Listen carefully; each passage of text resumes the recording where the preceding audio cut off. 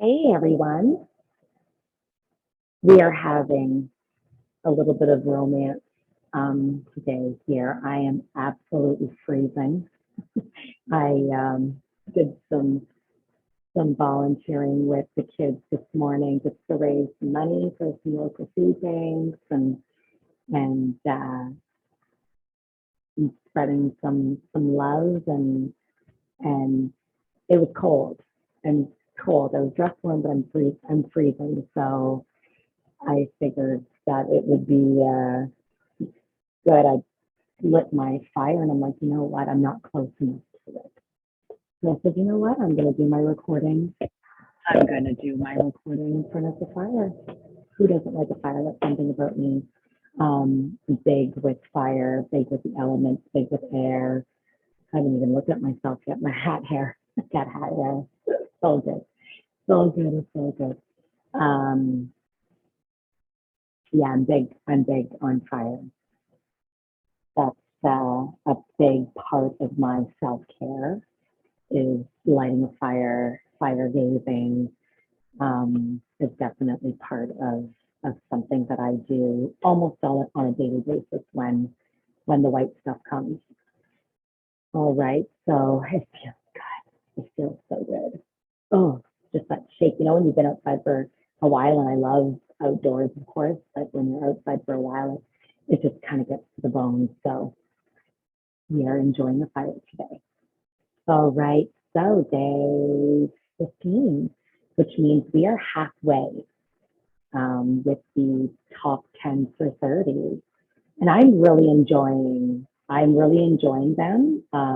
Yes, of course, I have my topics, but I'm not reading from really much. I mean, I have a few notes here and there, but I'm just kind of in the flow with this, and I'm enjoying it. I'm very.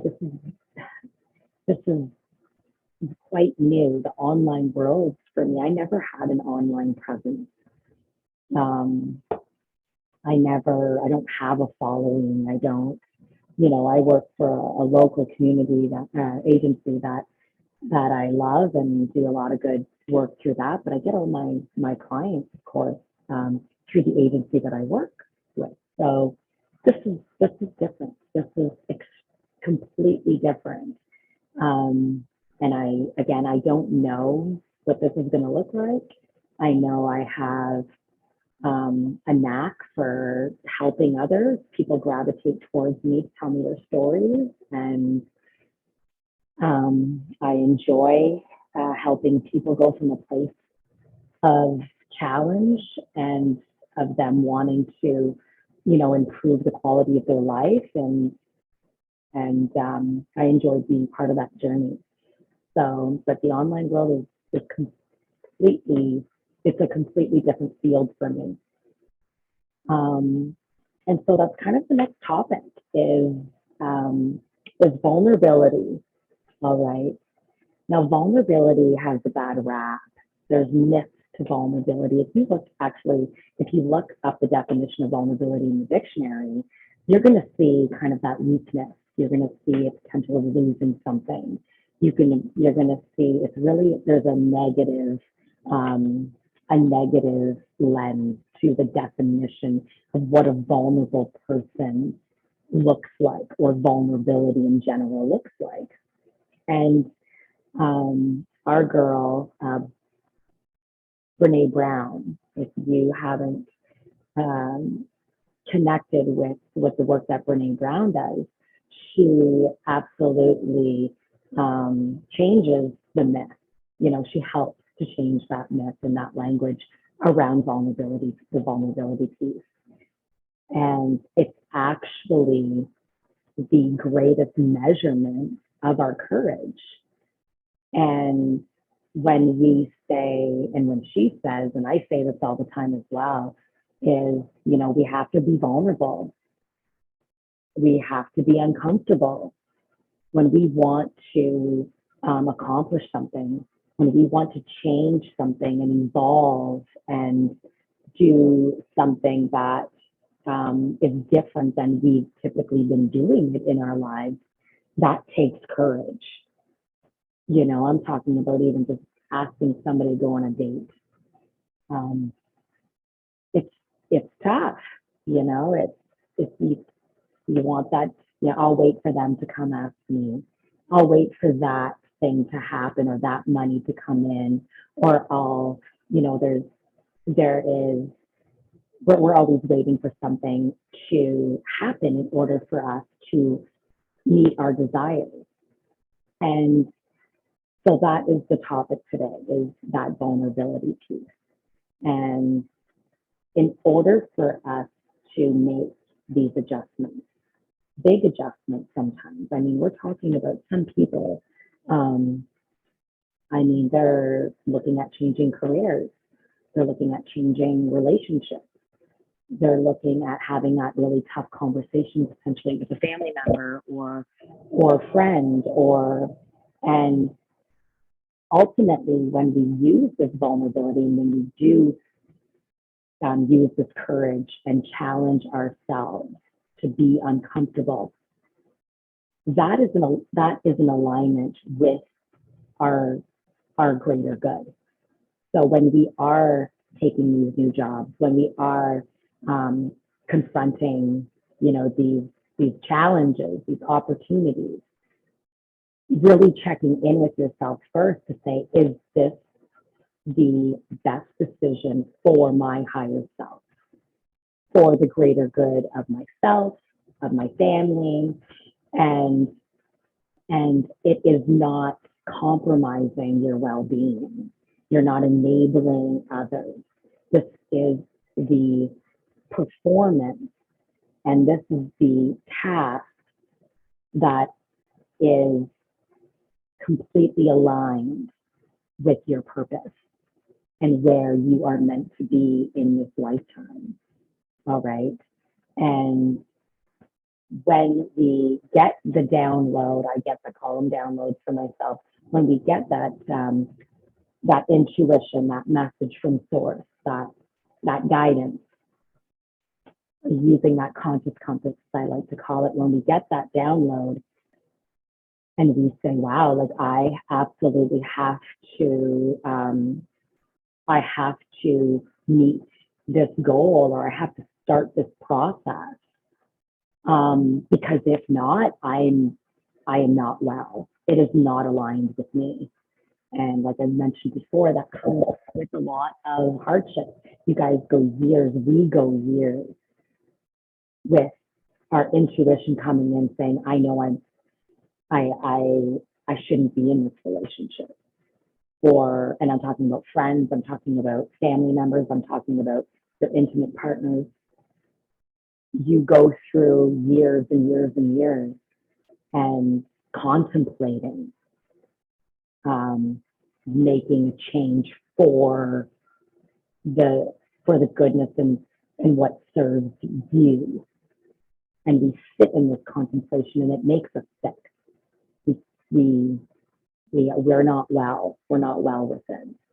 Or if we want to make lifestyle changes in regards to our health, well, that comes with a list of to-dos, you know, drinking tons of water, clean water, that's the key.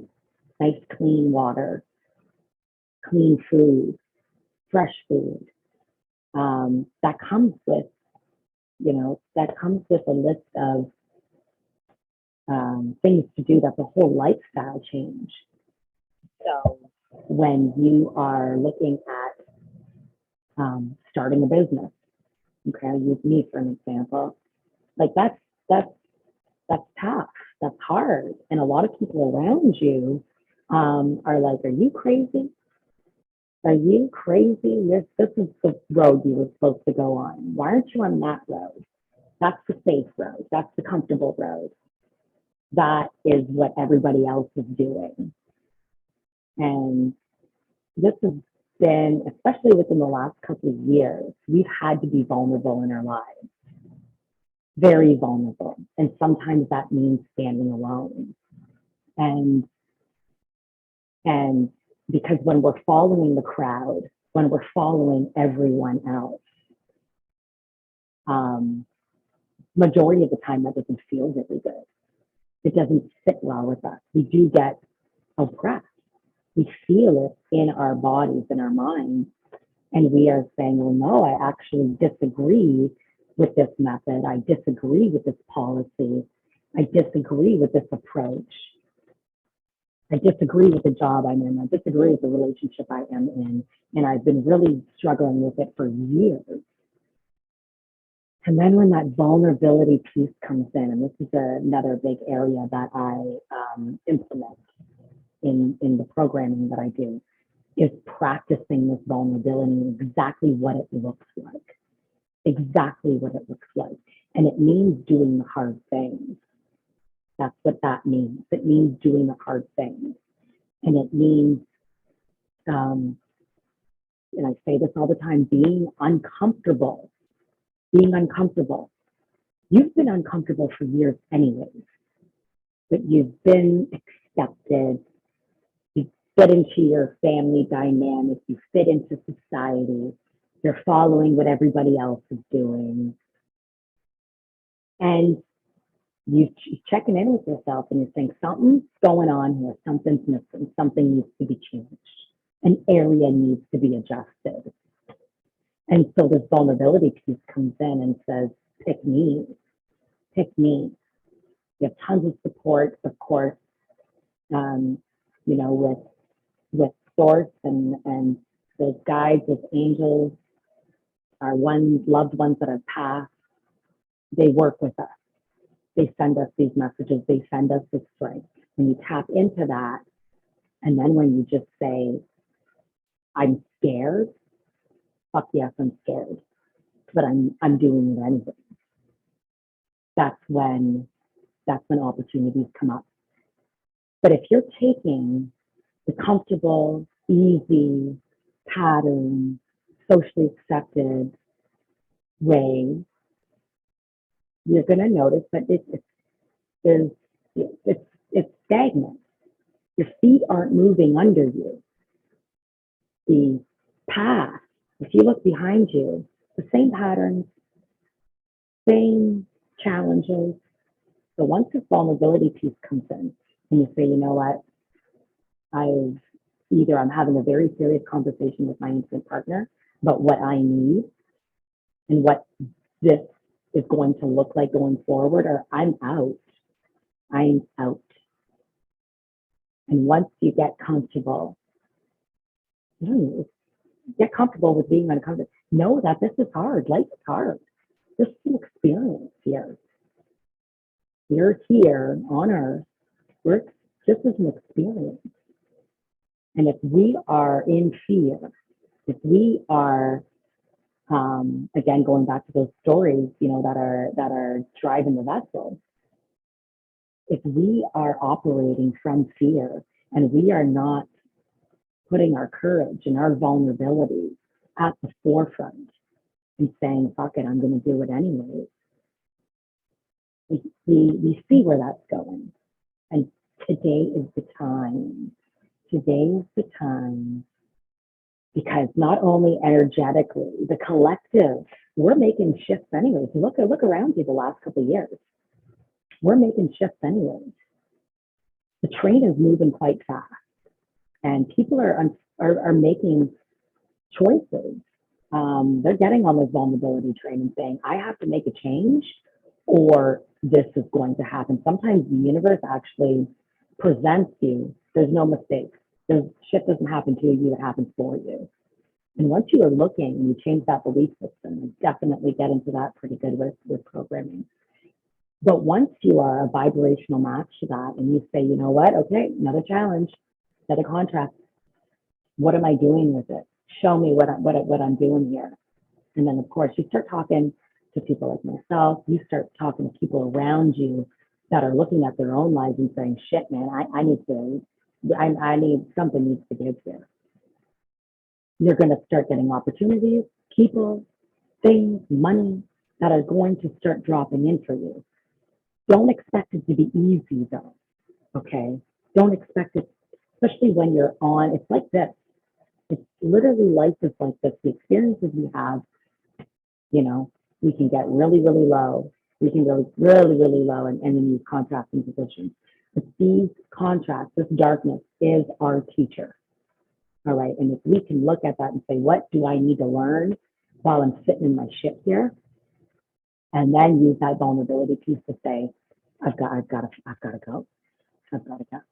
Or I have to leave this job, this career, and I've got to start my own business.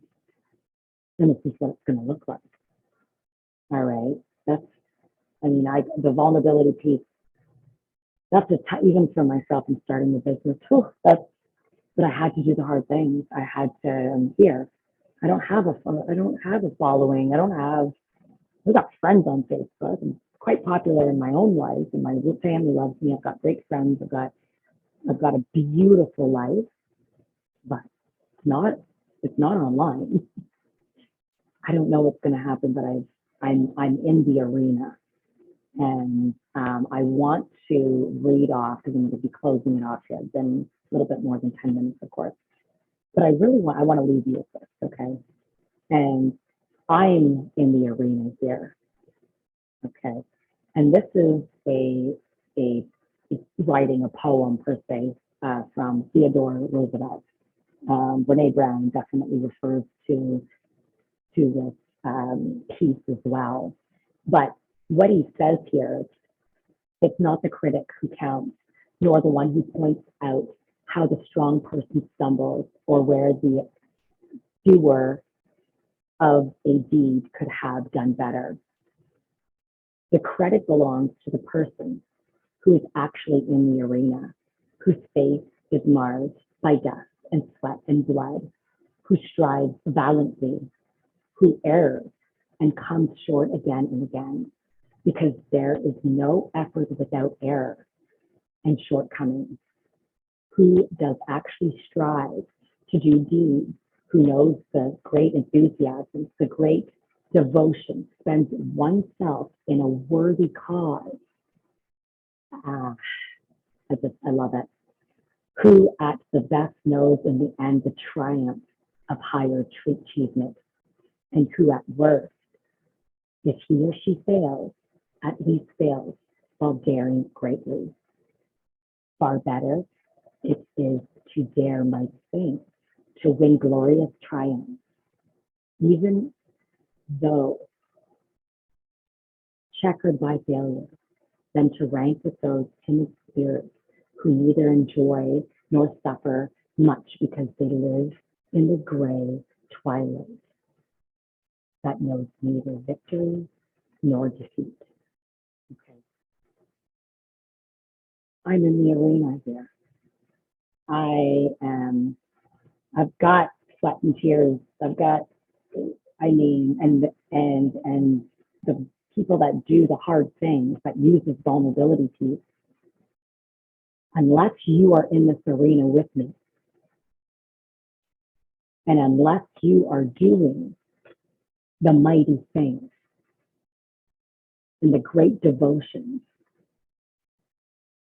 and the great enthusiasm and that dust and that sweat and that blood, and you're making mistakes, unless you're in the arena with me doing what I'm doing, take a seat.